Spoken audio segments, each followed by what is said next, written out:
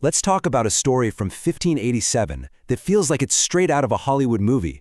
It was this incredibly high-stakes, preemptive strike, an attack so bold, so audacious, it literally changed the course of a war before it had even really started. Okay, so put yourself in this position for a second. You're the leader of a relatively small island nation, and you get word that the world's biggest superpower is building a gigantic fleet, an armada, with one goal: to invade you. So what do? I mean, really, how do you stop something like that? The answer?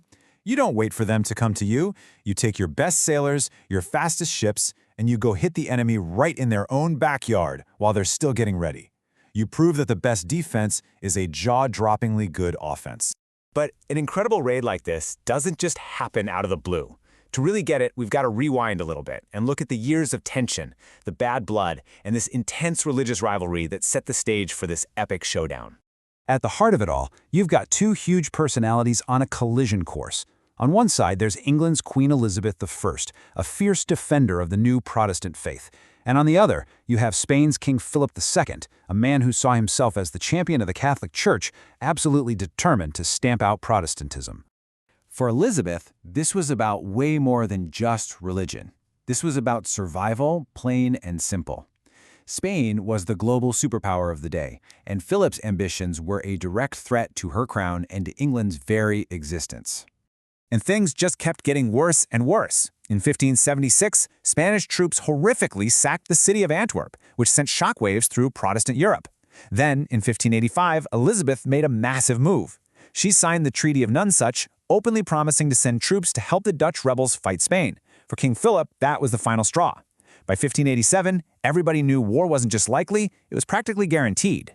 So Elizabeth knew Philip was building this massive armada, but she had an ace up her sleeve. A secret weapon, who was part naval genius, part explorer, and, let's be honest, part pirate.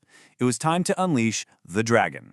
And here he is, Sir Francis Drake. He was, without a doubt, England's most brilliant and daring sea captain. This guy had already sailed around the entire globe, raided Spanish colonies, and captured staggering amounts of treasure.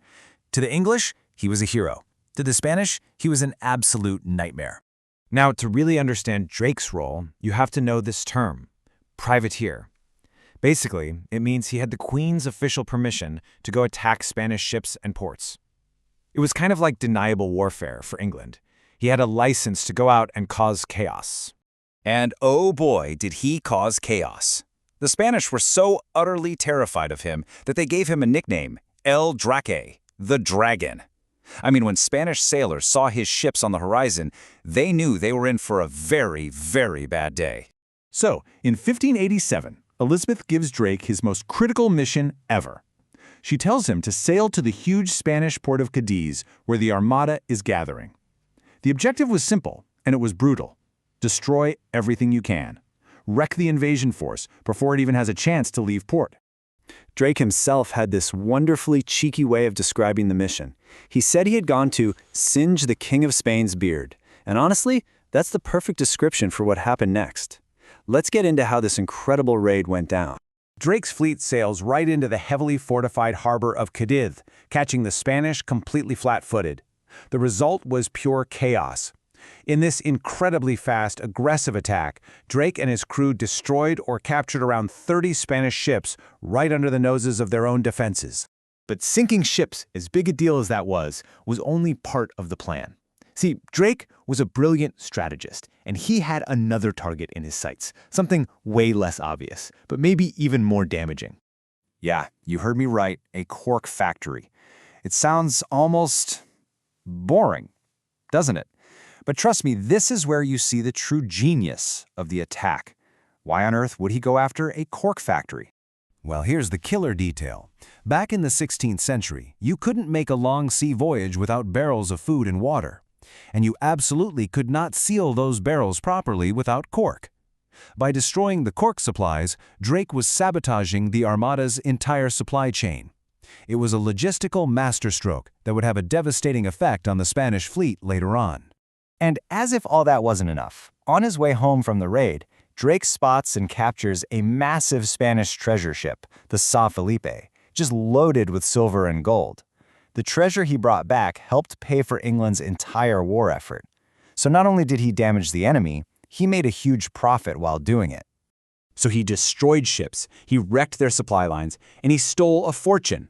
All incredible achievements, but the single most important consequence of this whole raid, it all boils down to one simple, crucial number. That's the number. The raid was so damaging, so disruptive, that it forced King Philip to postpone his entire invasion plan by 1 full year.